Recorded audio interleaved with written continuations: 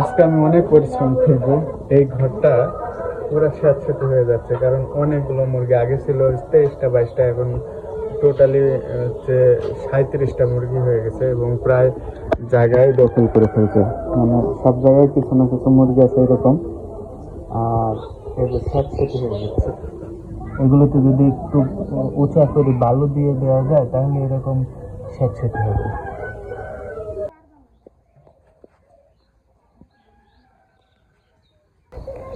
আমাদের দেশি মুরগির ঘর যখন আমরা ঠিক করি তখন অনেক বালি বেঁচে গিয়েছিল, তাই এখানে রাখা হয়েছে। আর বিকালবেলা আমরা এখানে এসে বসে থাকি রাস্তার পাশে। এখানে মাচান করা হয়েছে। যে গরম, আসলে বসে না থেকেও এখানে উপায় নেই, এখানে বেশ ঠান্ডা। তো এখান থেকে বর্ণমালার বাবা বালি নিয়ে যাবে মুরগির ঘরে দেওয়ার জন্য। ওই যে 2-3 দিন আগে একটু বৃষ্টি হলো না, এ কারণে একটু ভেজা।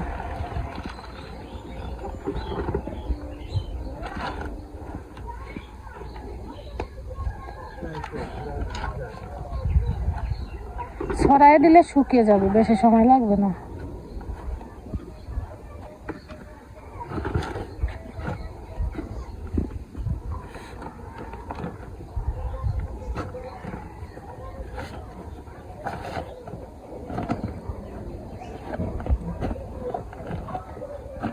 ভিজা দিলে আবার মুরগির সমস্যা হবে না? না, এত বড় মুরগি, ছোট মুরগি তো না। আর এখন এমনিতেই গরম অনেক, শীতের সময়ও না, আবার ছোট মুরগিও না, অসুবিধা হওয়ার কথা না। পুরো বস্তাটাই দিয়ে দিবা? এদিকে আরো 2 বস্তা আছে।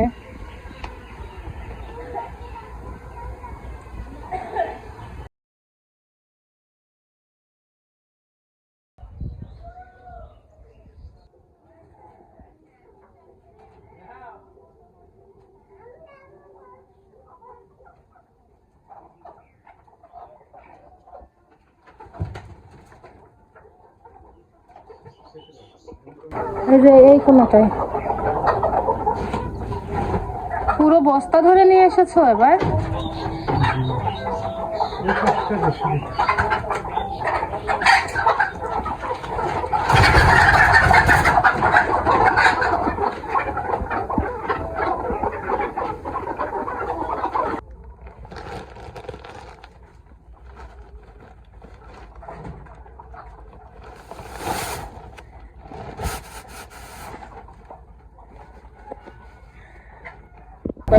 পাখি বলো।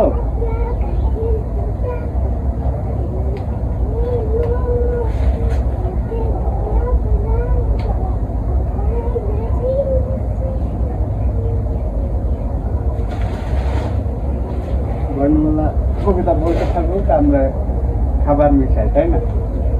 কবিতা বলো।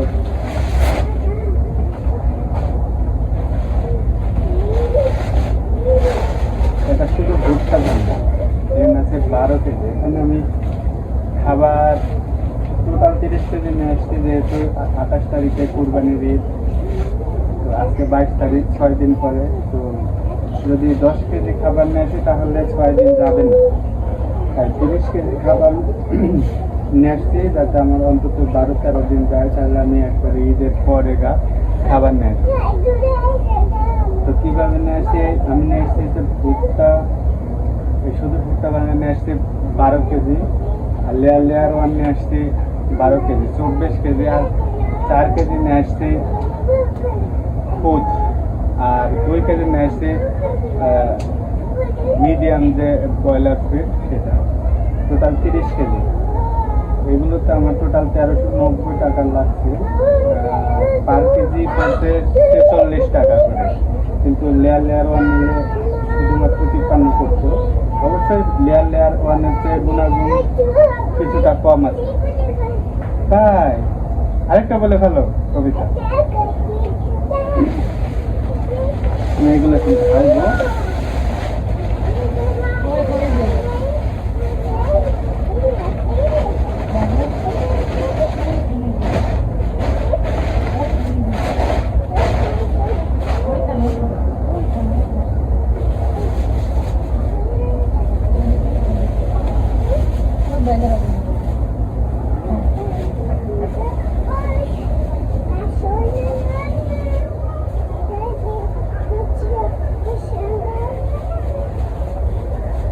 বলো বলো।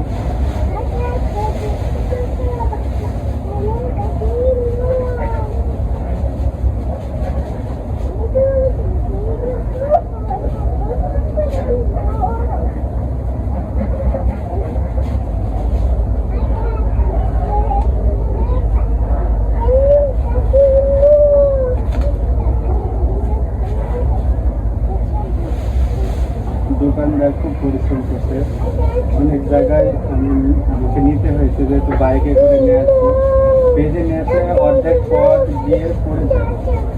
তাই দুই পাশে ব্যাগ বাঁধানোর জন্য বুক লাগা নিয়েছি। তাই ওনাকে বলছি যে তারপরেও এক্সট্রা সেফটির জন্য যে এগুলো ছিঁড়ে যায় অনেক সময়, এই পলিথিনে দিতে, যাতে যদিও ছিঁড়ে যায় ছিটে যেন না যায়। উনি খুব ধৈর্য সহকারে আমার খাবারগুলো দিয়েছে।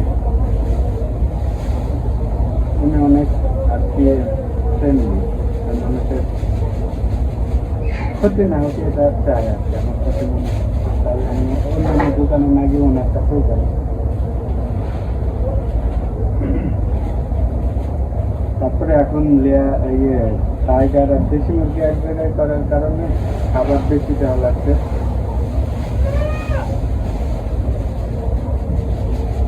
আর এক জায়গায় দেওয়ার কারণ আরেকটা, আমরা কাকলি আর আমি সব সত্যি দিচ্ছে, ওখানে দিলে শুধু টাইগার মুরগি খাবার এই ছোট ছোট দানাগুলো খায়, এই বড় দানাগুলো খায় না। বড় দানাগুলো না খাওয়ার কারণে ওইখানে নষ্ট হয়ে যায়। আর এখানে বলে দেশি মুরগিতে মোটামুটি খায়, এও খায় না তা না, খায় কিছু কিছু ফেলে যায়, কিন্তু বেশি খায় আছে দেশি মুরগিটা, একদম পুড়িয়ে। তাই আমরা চিন্তা ভাবনা করছি যে এখানে দিয়ে দিই, যেহেতু এখনো ডিম পাড়া শুরু করেনি দেশি মুরগি টাইগারের, এক জায়গায় দিয়ে। তুমি বলো, আমি তো শুনতে পাচ্ছি।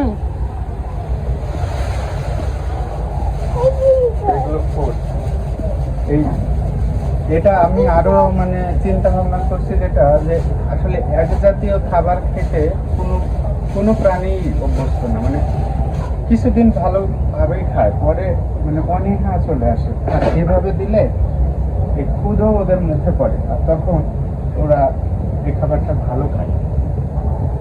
সাথে যদি ধান আলাদা করে দেওয়া যায় এবং কিছু ঘাস দেওয়া যায়, তাহলে খাবার খুব সুন্দর থাকে। আর এই চিন্তা ভাবনা করে আমি এরকম একটু পরিশ্রম করি। আমি শুধু চাইলে লেয়ার লেয়ার অন নিয়ে এসে দিতে পারি, আমার কষ্ট একটু বেশি পড়বে, কিন্তু গুণগত মানে একটু ভালো হবে, কিন্তু খাবার নষ্ট মাছ। আর এভাবে দিলে মাঝে মাঝে যে এগুলো হচ্ছে যে ব্রয়লার ফুড, এগুলো মুখে পড়লে ওদের স্বাদ আলাদা হবে, আবার এই খুদ পড়লে স্বাদ আলাদা হবে, তাই না কাকুলি? হ্যাঁ।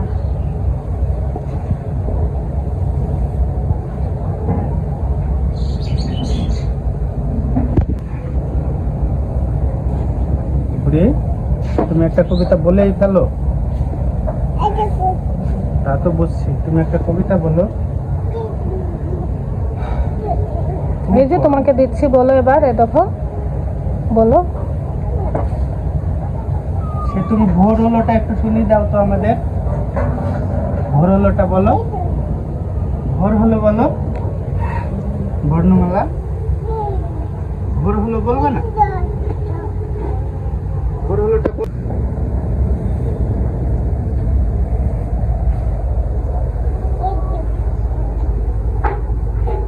দাঁড়াও বুড়ি।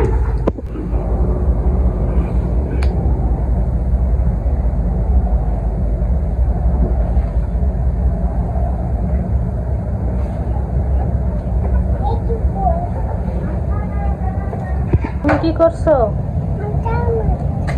তুমি মেশাচ্ছ? এত কাজ করতে হবে না গরমে তোমাকে।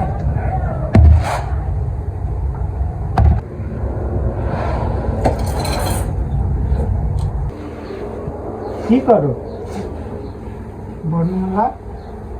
তোমাকে বলছি আমি, সেই আম পাতাটা একটু বলে দাও। বলবা না? বলো, ভোর হলো বলো। দল দল বলে যাও, দল দল।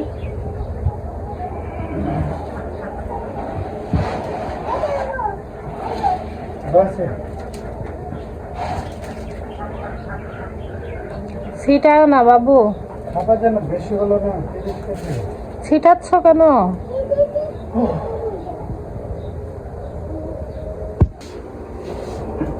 পুরি খাবার নষ্ট করো না বর্ণমালা।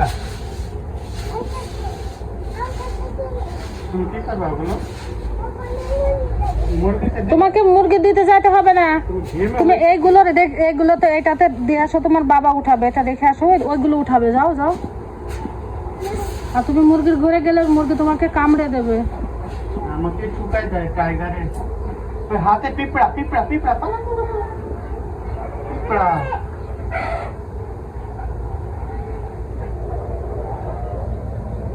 তোমার গা ঘেমে গেছে, এদিকে আসো।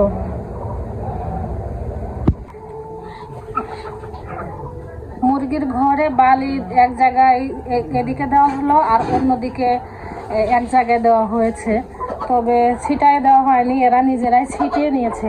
বেশ কয়েকদিন ধরে অনেক বেশি গরম, আর এরা বালি পেয়ে মনে হচ্ছে অনেক বেশি খুশি হয়েছে। তো পরে এগুলো ছিটায় দেওয়া হবে, বালি কিছু ভেজা আছে, তো আমরা ছিটানোর আগেই ওরা কাজ করে নিয়েছে। মুরগির ঘরে বালি বেশি পরিমাণে দিলে গন্ধ কম হয়, খাবার নষ্ট হয় একটু, বালির মধ্যে খাবার চলে গেলে তখন ওরা অত ভালো খেতে চায় না, তবে মুরগি ভালো থাকে, এ কারণেই বালি দেওয়া। আর আমাদের এই মুরগিটার পিঠে সব পশম অন্য মুরগিতে ঠুকিয়ে উঠায় দিছে।